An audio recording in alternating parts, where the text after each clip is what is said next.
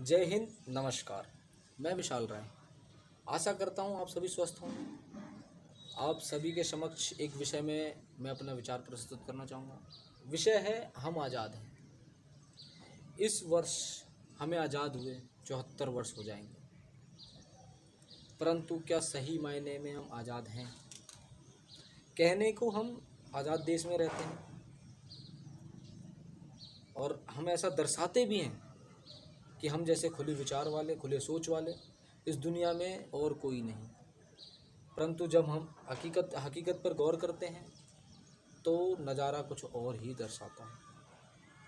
आज़ादी के 74 वर्ष बाद भी कहीं ना कहीं हम अपने विचारों को लेके, अपने न्याय व्यवस्था को लेके आज भी पूर्ण रूप से आज़ाद नहीं हैं।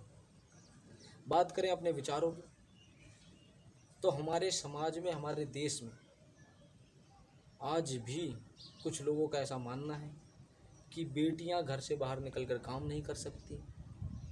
आज भी हमारे देश के कई हिस्सों में महिलाओं को घूंघट में रहना होता है। हमारे समाज के लोगों ने उन्हें मानसिक रूप से कमज़ोर करके अपने विचारों का गुलाम बना रखे।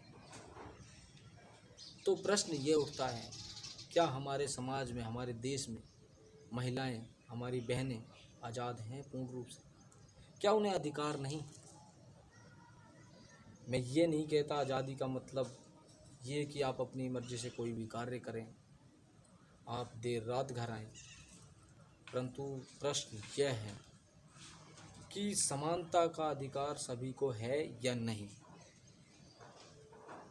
हमारे देश में, हमारे समाज में जितना अधिकार बेटों को है, लड़कों को है, उतनी हमारी बहनों को, उन बेटियों को नहीं है।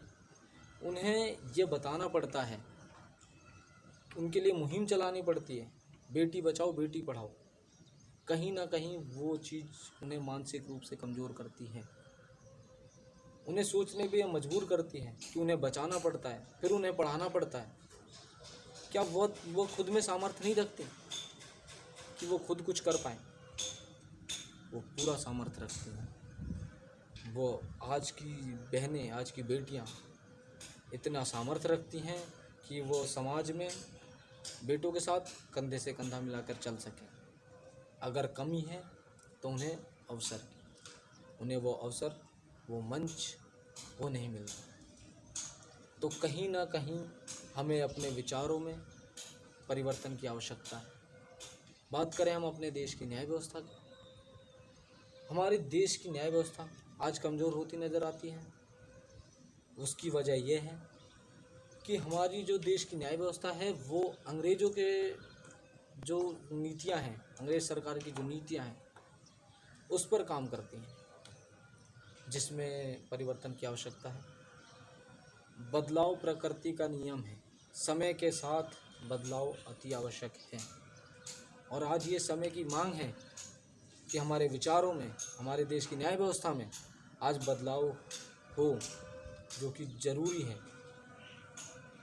इसी के साथ मैं इस मंच का धन्यवाद करना चाहूँगा जिसने मुझे आप सभी के समक्ष अपने विचार साझा करने का अवसर प्राप्त दिया।